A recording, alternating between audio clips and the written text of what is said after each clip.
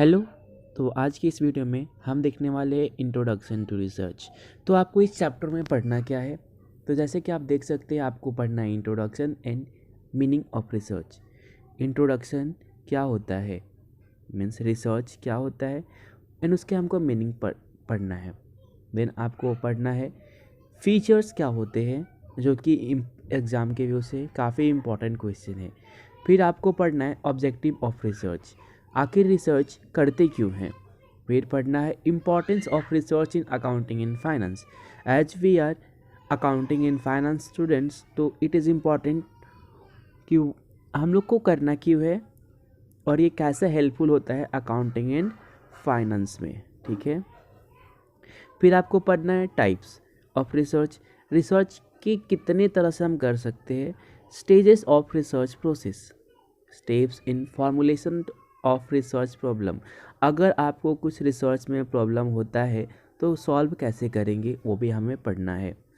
Factor influencing selection of research problem, suppose आपको कोई project मिला है और आपने उस पर रिसर्च चालू किया है, तो आपको क्या क्या फैक्टर्स को ध्यान में रखना होगा और कैसे आपको यहाँ पे सिलेक्शन करना होगा कि प्रोजेक्ट का सिलेक्शन कैसे करोगे। तो ये सब आपको किस में करना है, रिसर्च में ही करना है। सोर्सेस ऑफ रिसर्च प्रॉब्लम, आप जो डेटा ले रहे हो आप वो डेटा कहाँ से यूज़ कर रहे हो, आपका सोर्स क्या है, तो वो भी पढ़ना है। एट द एंड आपको क्या करना है, रिव्यू करना है जो आपने रिव्यू ऑफ द लिटरेचर का आपको करना है। तो चलिए हम one by one topic cover करेंगे। तो आपका फर्स्ट टॉपिक है इंट्रोडक्शन एंड रिसर्च मीनिंग। तो रिसर्च होता क्या है, तो basically research is a systematic investigation. Suppose 1 के बाद 2 आता है तो टू क्यों आता है, उसका इन्वेस्टिगेशन मीन सिस्टमेटिक इन्वेस्टिगेशन करेंगे। To research for a new fact in any branch of knowledge, हम कोई भी ब्रांच में कर सकते हैं, या हम साइंस में करें कॉमर्स में करें, हमें रिसर्च करना है और रिसर्च करके कुछ न्यू फैक्ट लाने हैं, तो ये क्या बोलते हैं, इसे रिसर्च बोलते हैं। अब ये क्या करता है, research helps to arrive at new conclusion.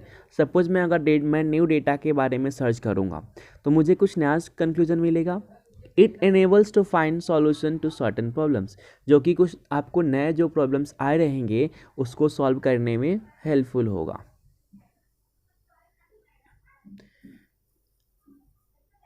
Research is often referred as scientific inquiry into the specific problem or situation. This is because the search for fact needs to be undertaken systematically and not arbitrarily. मतलब हमको जो भी चीज़ करना होगा एक systematic way में ही करना होगा। The systematic approach to research enables the research to search for a new fact, rational manner and arrive a logical conclusion। जो हमने ऊपर पढ़ा वही है। अब देख सकते हैं यहाँ पे William C Emory in the books of research ने इन्होंने क्या डेफिनेशन क्या दिया है, तो इनके द्वारा क्या है, research in any organised inquiry design and carried out to provide information for solving problems. Simple, आपको रिसर्च क्यों करना है, क्योंकि आपको कुछ नया फैक्ट जानना है और उस फैक्ट के अकॉर्डिंग उस फैक्ट का यूज़ करके आपको क्या करना है, प्रॉब्लम को सॉल्व करना है। That's it. तो आपको ये काफ़ी, और एक और डेफिनेशन जो आपको एग्जाम प्रोस्पेक्टस से काफ़ी इंपॉर्टेंट है, वी क्लोवर एंड एच बेल्सली के लिए यहाँ पे डिफाइन किया है। इनके अकॉर्डिंग क्या है, research is the process of systematically, क्या है, systematically obtaining accurate answer to significant and pertinent question by the use of scientific method for gathering and interpreting information। आप जो भी आपके पास इंफॉर्मेशन आएंगे कलेक्ट करके इन अ साइंटिफिक वे आपको क्या एक न्यू कंक्लूजन मिलेगा और ये क्या हो जाएगा आपका रिसर्च। Got it. तो चलिए आगे देखते हैं। अब रिसर्च में होता क्या है, तो यहाँ पे इन्होंने बताया है, ठीक है। चलिए हम आगे देखते हैं। अब इसके फीचर्स क्या है, हमने भी देख लिया रिसर्च क्यों करते हैं। तो रिसर्च सिंपली हमको न्यू कंक्लूजन चाहिए होता है या हमें न्यू इन्फॉर्मेशन चाहिए होता है, इसके लिए हम रिसर्च करते हैं। अब इसके फीचर्स क्या क्या है, ये क्यों इम्पॉर्टेंट है, ठीक है। तो इसके फीचर है साइंटिफिक मेथड। अगर हमने जो चीज़ में रिसर्च किया है उसका हमने साइंटिफिक मेथड यूज़ किया, मीन्स हमने उस चीज़ों को सिस्टमेटिक वे में रिकॉर्ड किया रहेगा, ठीक है। अब सिस्टमेटिक वे में रिकॉर्ड किया है तो जो मेरा डेटा है, अगर मैंने जो रिसर्च किया है वो किसी और के लिए भी हेल्पफुल होगा, तो ये एक क्या है, फीचर है किसका, रिसर्च का, साइंटिफिक मेथड। तो यहाँ पे आपको क्या बोला है, research use scientific method for to find facts और to provide solution of a specified problem. The researcher needs to follow systematic, जो जैसे मैंने आपको बोला कि सिस्टमेटिक प्रोसीजर फॉलो करना होता है to conduct research. This means each step in the research procedure must follow the others. Got it? Scientific research in any field of knowledge cannot be conducted in haphazard manner. Scientific research cannot be merely based on the one's belief. मतलब मैंने मान लिया वैसा वो बातों पे नहीं होता। एंड इमेजिनेशन, सपोज मैंने मान लिया डायनासोर हो अभी भी है, तो ऐसा नहीं होता है, और किसी एक के भरोसे पे नहीं होता है, ठीक है। To get the best possible research result the researcher needs to adopt the scientific method for inquiry और इन्वेस्टिगेशन। मीन्स आपको सर्वे करना होता है, आपको लोगों के ओपिनियन जानने होते हैं, क्योंकि रिसर्च किसी एक के बेस पे नहीं होता है। ओके। फिर आपका सेकेंड है ऑब्जेक्टिव एंड लॉजिकल। आप जो रिसर्च कर रहे हैं उसका कुछ ऑब्जेक्टिव होना चाहिए, उसका कुछ गोल होना चाहिए। और ये नहीं कि मैंने कुछ भी उठा के कुछ भी टॉपिक ले लिया, कुछ किसी भी चीज़ पे रिसर्च चालू कर दिया, ऐसा कुछ नहीं होता है। उसका कुछ लॉजिक होना चाहिए, कुछ मोटिव होना चाहिए। तो क्या बोला है यहाँ पे आप देख लीजिए, यहाँ पे बोला है the scientific research is objective and logical in nature. Research is based on valid procedures, मतलब जो आपको चाहिए, एंड प्रिंसिपल्स। ये नहीं कि आप किसी भी टॉपिक पे ले लें, आपको कुछ वैलिड प्रोसीजर्स और वैलिड टॉपिक लेने होंगे। There is a need to collect relevant, जो आपको इंपॉर्टेंट डेटा है, relevant, accurate and objective data to investigate into the research problem. Researchers needs to make every possible efforts to avoid waste in data collection. After collection of objective data, the researcher needs to systematically procedure the data, analyze and interpret it, and arrive at the logical conclusions. Whenever required, the researcher needs to systematically verify the finding and conclusions. Means आपको कोई भी data नहीं लेना है, जो आपको data important है वही आपको लेना है। अब आता है थर्ड फीचर आपका है applied and basic research. Applied का सिंपल मीनिंग होता है हमको प्रैक्टिकली वो चीज़ें होनी चाहिए। अप्लाइड का मीनिंग क्या होता है, वो चीज़ें हमको प्रैक्टिकल चाहिए, और बेस का मीनिंग उसमें सपोर्ट करे, ठीक है। तो अप्लाइड मीन्स बेस आपको प्रैक्टिकल जानना चाहिए। तो applied research is design to solve practical problems. आपको क्या करता है अप्लाई करके मीन्स प्रैक्टिकली बताता है of the modern world rather than acquired knowledge from the knowledge sick. Suppose आपने बुक से नॉलेज ले लिया how to swim, but you don't know practically how to swim, then आप डूब जाएंगे। तो इसमें क्या हो जाएगा, आपको अप्लाइड मतलब प्रैक्टिकली करके दिखाता है research. The goal of applied research is to improve human condition. Suppose आपको तैरना आपने बुक में पढ़ लिया, बट आप डूब गए विदाउट प्रैक्टिस और विदाउट प्रैक्टिकल नॉलेज, तो आपको ये क्या कराता है, ह्यूमन कंडीशंस के बताता है।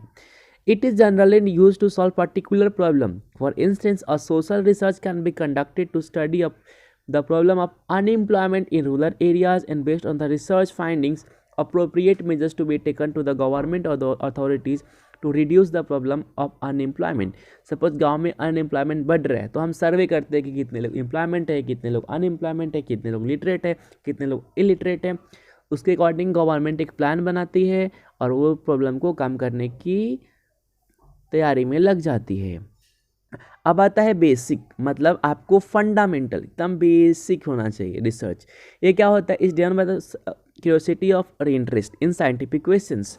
The main goal of basic research is to expands man knowledge, कि किस चीज़ को किसको क्या पसंद है, ये हम किसके थ्रू फाइंड आउट कर सकते हैं, बेसिक फंडामेंटल के अकॉर्डिंग। फिर आता है एम्पिरिकल नेचर ऑफ रिसर्च। अब इसमें क्या होता है, एम्पिरिकल मीन्स आपको एक्सपीरियंस लेना है, एम्पिरिकल मीन्स एक्सपीरियंस, ठीक है। तो research can be based on the direct experience और ऑब्जर्वेशंस बाय द रिसर्चर। मैंने मतलब रिसर्चर जो एक्सपीरियंस करेंगे उसको वो नोट डाउन करेंगे, देन सिस्टमेटिक वे में डेटा को रखेंगे।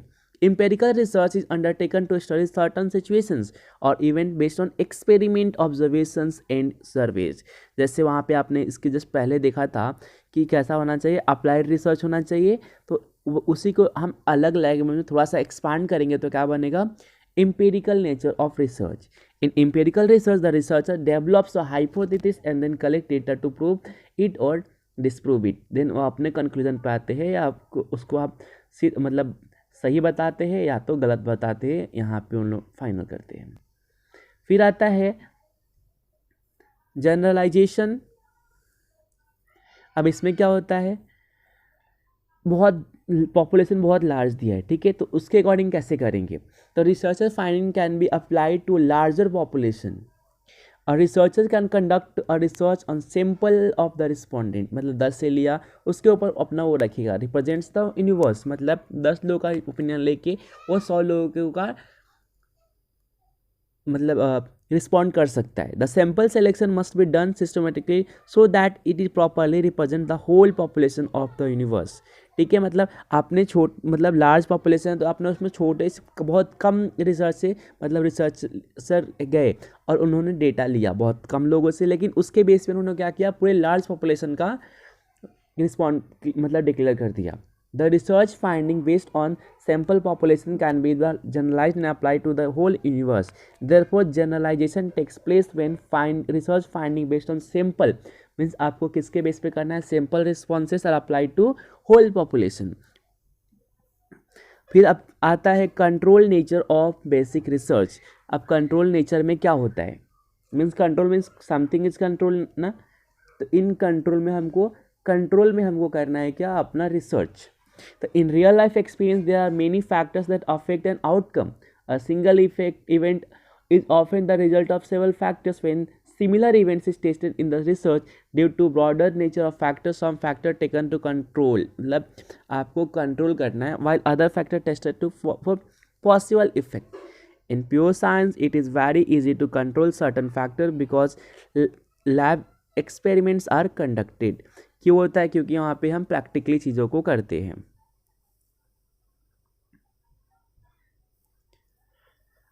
नेक्स्ट है आपका development of principle and theories. Suppose आपने रिसर्च किया तो आपको कुछ ना कुछ तो नया मिला रहेगा रिसर्च करने पे, तो वहाँ पे क्या हो जाएगा, एक डेवलप हो जाएगा क्या, प्रिंसिपल, और उसी के बेस पे आप क्या कर सकते हैं, अपना थ्योरी भी दे सकते हैं। और ये आपका क्या है, ये आपका प्रैक्टिकल आपने खुद ने किया है, तो ये क्या रहेगा, यूजफुल रहेगा और ये वैलिड भी रहेगा। फिर multiple activity, multipurpose activity.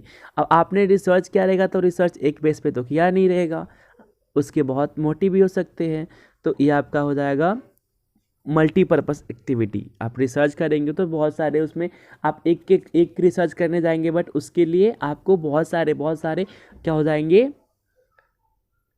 Topic मिलते जाएंगे, और ये क्या करता है, आपको मल्टीपर्पस दे देता है। It helps to discover new principle और फैक्ट और वेरीफाई ओल्ड फैक्ट्स, मीन्स जो ओल्ड फैक्ट्स जो मिथ है वो उसको प्रूव करेगा और अपना एक नया थ्योरी लॉन्च कर देगा। It helps not only to predict future events but also may help to control such events.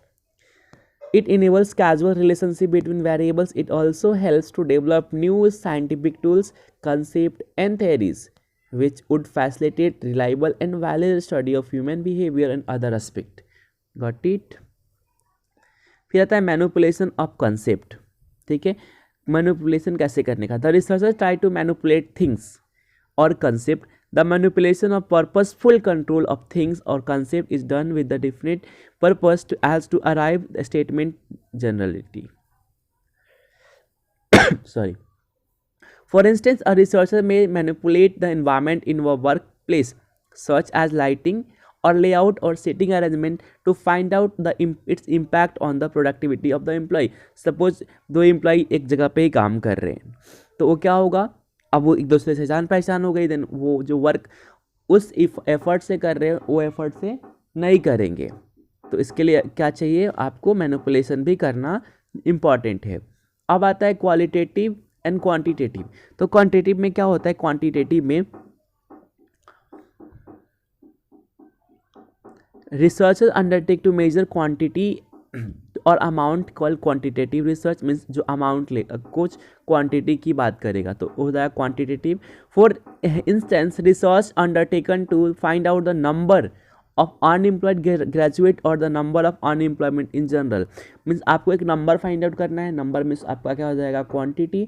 अब क्वांटिटी की बात करें तो कौन सा रिसर्च, क्वांटिटेटिव रिसर्च, ठीक है। आपका नेक्स्ट है क्वालिटेटिव रिसर्च। अब क्वालिटेटिव रिसर्च में क्या होता है, qualitative research is specifically important in behavioural science. मतलब आपको किसी जगह बिहेवियर पता करना, ना कि नंबर करेंगे तो क्वांटिटेटिव, अगर बिहेवियर पता कर रहे तो क्वालिटेटिव। अब the main aims to find out the underlying motive of human behaviour, ठीक है। अब आता है रिसर्च एक प्रोसेस कैसे है। तो research is a systematic process, जैसे हमने ऊपर से पढ़ते आए हैं। It involves number of step. The main step include formulating the research problem और सिचुएशन। आपका रिसर्च प्रॉब्लम क्या है, ये आपको फॉर्मुलेट करना है, मीन्स फाइंड आउट करना है। देन आपको किस तरह से काम करना है, मीन्स हाइपोथेसिस क्या है। प्रिपेयरिंग द रिसर्च डिज़ाइन, आपको आपके रिसर्च का डिज़ाइन आप कैसे ऑफलाइन करने वाले हो, ऑनलाइन करने वाले हो, वो करना है। Determining sample design in case of social research, means आप खुद जाके करने वाले हो या ऑनलाइन करने वाले हो। कलेक्टिंग ऑफ डेटा, सेम वही। एनालिसिस ऑफ डेटा, आप जो आपके पास जो डेटा मिलेगा उसको एनालाइज करने का। Testing of hypothesis in generalisation and interpretation.